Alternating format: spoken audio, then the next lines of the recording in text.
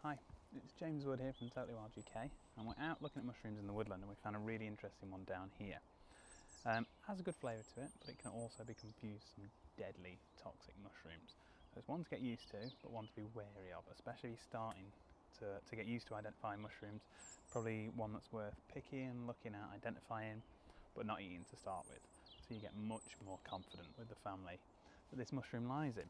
So this one here is called the blusher.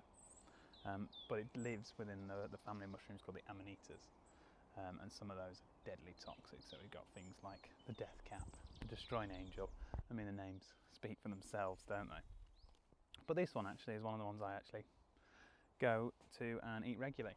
So I will often pick up blushers, I will often cook with blushers. They've got a really nice meaty flavour and a good texture, and as you can see here, they can get quite large. Now there is some key differences for identifying this from the other lookalikes within the Amanita family that could be serious if you got them confused.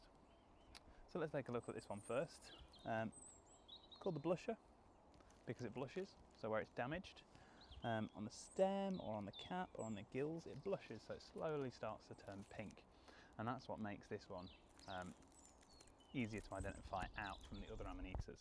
So the main thing you can confuse this with is something called a panther cap, which doesn't blush, so it doesn't turn pink. So where it's been damaged, it'll always stay pure white. So once you get used to it, it's actually quite easy to pick out blushes from the other ones, mainly because that discoloration. This one's also slightly darker on top.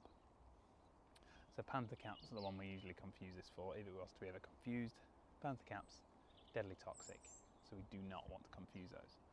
Blushers are even slightly toxic raw, and they have been known to have pretty major effects on people when consumed raw, so they should be cooked. As soon as it hits 80 degrees C, the chemical that we're trying to avoid is broken down, so we just always say thorough cooking is required on a blusher. But we'll have a look at the ID features for this one.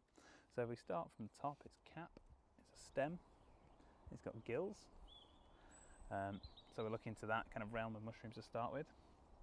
And then we probably look at taking a spore print, so we take a pair of scissors or a knife and chop there and take this cap away. So we just got the cap with no stem.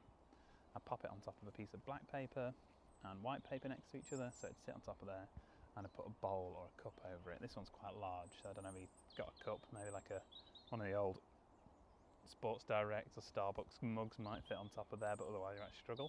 So pop a bowl on top of there, and then it'll drop its spores overnight, or it could be within an hour. And this one has a white spore print, so it'll leave a white spore print on that black piece of paper. It will leave a spore print on the white piece of paper, it'll just be much more difficult to see it. So it has white spores, and then if we're looking at the other features on the mushroom, it's got crowded gills, so the gills inside are crowded, lots of gills together, and they're free, so the gills don't actually attach to the stem that's coming up. And then if we look at the stem's got a skirt on it, so it looks like a little tutu skirt popping out from the stem, and it's frilly, not smooth. And then if we get down to the very base, and this is quite often where you hear some people saying that we should never pick mushrooms from the ground up, and I always advise that we should, and that's because under the ground or at the very base of the mushroom you've got some of the key ID features, and especially for this one and other Amanitas. So we'll go under the ground here and we'll pick it out, and at this one you can see it's got a sac right at the base here that it's grown out of. So originally, when this mushroom was tiny, when it was a little baby, it was all curled up in a sac, and as soon as this atmosphere was perfect and it was ready to grow, it popped out. And what happened as it popped out? A remnant of the sac left dots on the cap, similar to the fly agarics or the red mushroom with white dots. It's in the same family. So it left dots all over the way, over the top. The easiest way I find of imagining it is like if you had a balloon partially blown up, you paint white paint all over it and then blew it further, it'd crack, wouldn't it? And as it got bigger, all that paint would leave dots all over the very top cap. So slightly bulbous at the bottom, yeah, but it grows out of that sac. And you can even see here it's starting to discolour a bit pink on the stem, been damaged in here. I'm absolutely certain if I cut that base in half, you usually get like worm damage in the base, and you'll be able to see red there. But you can see how chunky it is, like it's big.